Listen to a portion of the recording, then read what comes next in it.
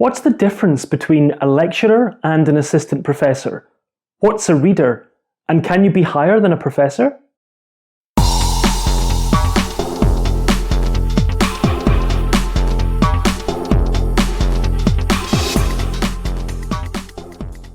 Welcome back to That's Academic. My name is Thomson.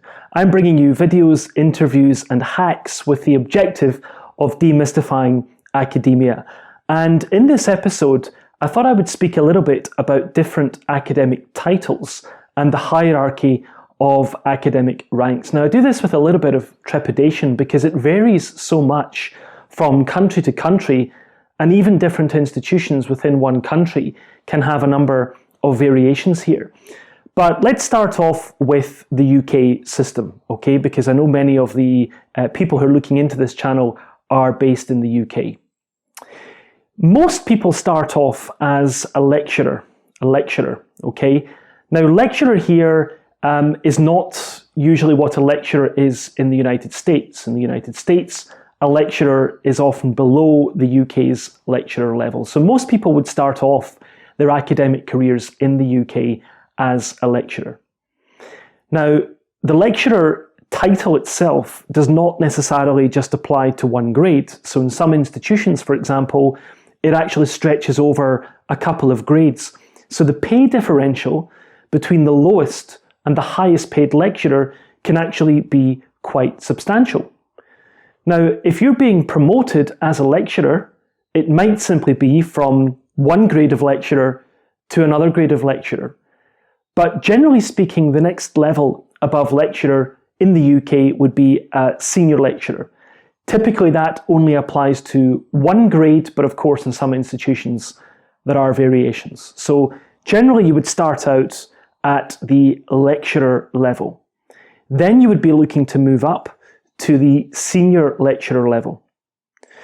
Now, above the senior lecturer level, and some institutions are actually doing away with this, they're phasing this out.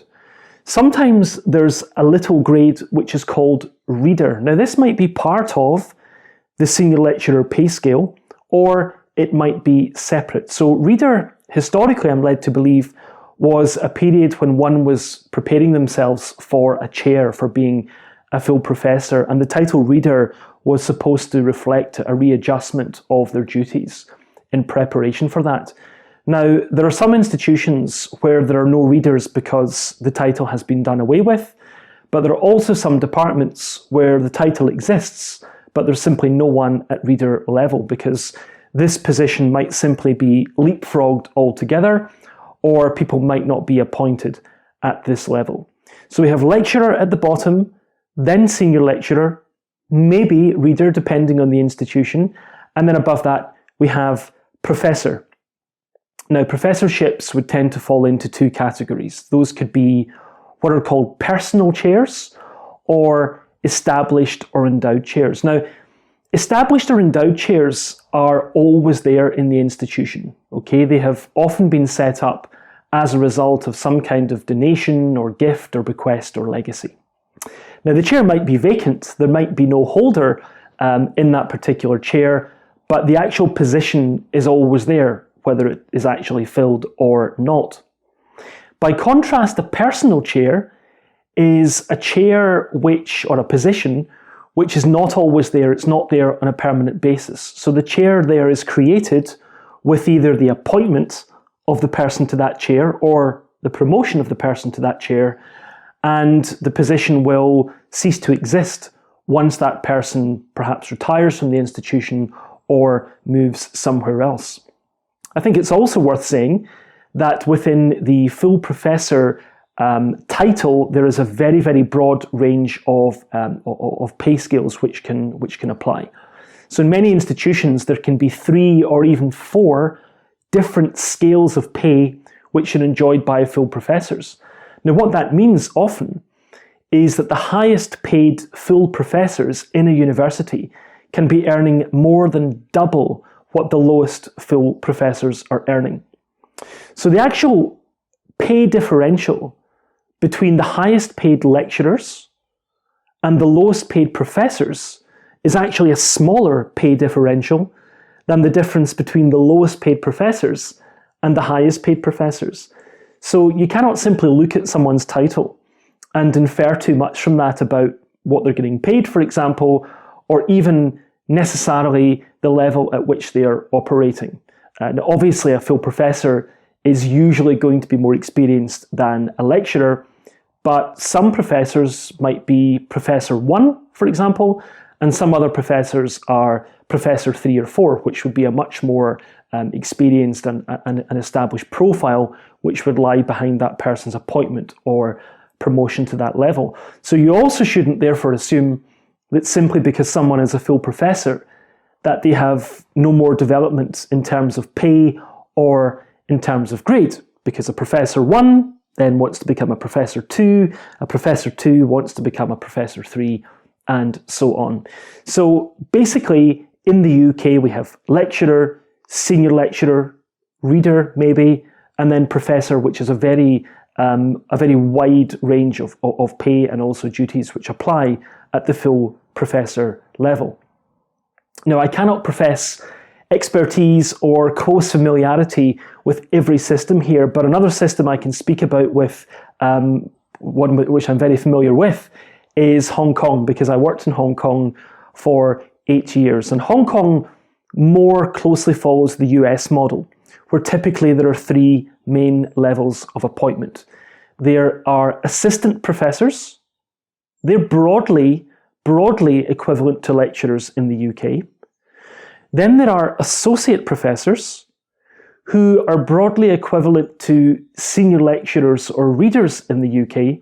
And then we have full professors. And again, full professors, well, there's a very, very wide pay differential between the lowest and the highest paid full professors.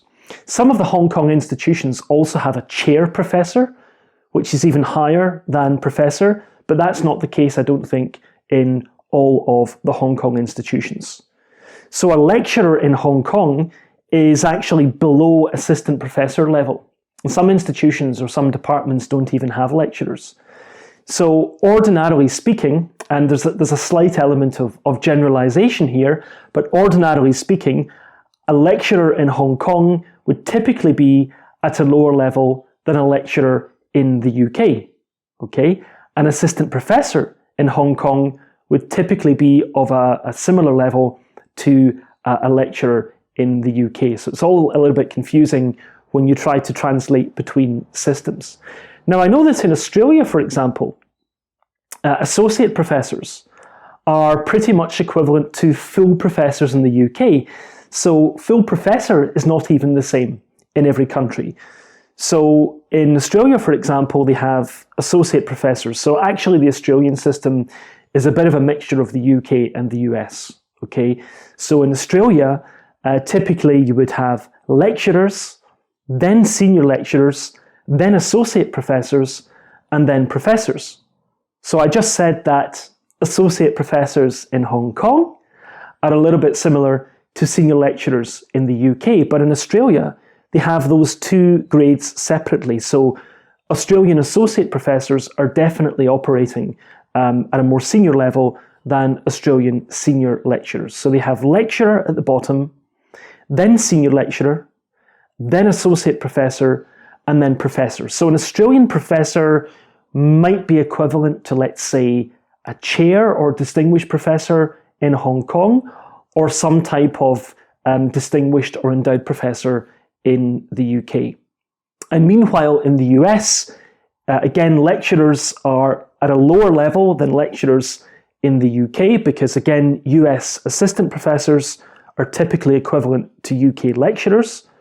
Again, they also have associate professors, and then they have full professors. And again, a very wide range of pay differential applies there. And I will actually talk in a future video about pay, because academic pay varies enormously between different countries and also between different disciplines. I know that in Ireland, for example, there are other idiosyncrasies, for example, lecturers below the bar and above the bar. Now, that means that when you're looking at titles, you have to be a little bit careful in terms of how these travel or translate between different systems. Frankly, I don't believe you should even put too much store in titles anyway, because There are a lot of people out there who hold relatively junior titles, but actually are more experienced in some ways or have a more developed profile than some people who hold very senior titles. So it varies on a whole number of factors. It can depend on the institution, it can depend on individuals, and it can depend on a whole range of other factors besides. So if you are deciding to apply for perhaps your first academic position, and you're perhaps applying to jobs in a number of different countries, just be aware that, for example, if you're applying, let's say, for a lecturer's position, this doesn't necessarily mean the same thing in different places. Now, obviously, there are other factors which matter, like location, pay, the prestige also of the institution matters very much in academia. But, if you're offered a lectureship in the UK and you're offered a lectureship in the US, assuming that the institutions are similar in terms of prestige, the UK position will be typically more senior than the US position. But similarly, if you're offered an associate professorship in the US or an associate professorship in Australia, typically the Australian associate professorship will be more senior. Again, that's not the only factor that you should take into account when you're deciding either whether to apply or whether to accept an offer, but I think it's good just to be aware that every system has its own quirks in this regard.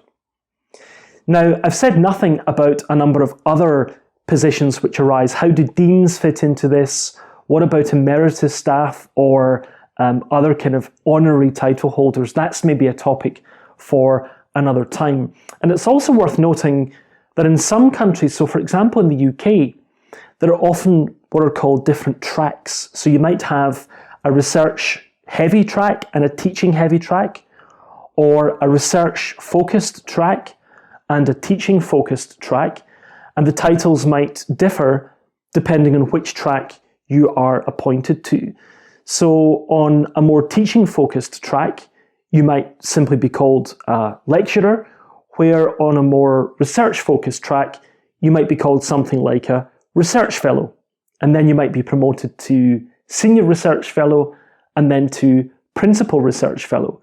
Some institutions don't use these names at all. In some institutions, a lecturer could be someone who is specializing more on the teaching side or specializing more on the research side, and the title doesn't necessarily offer you a window into that. But clearly, if a research fellow title is used, usually the clue will be in the name.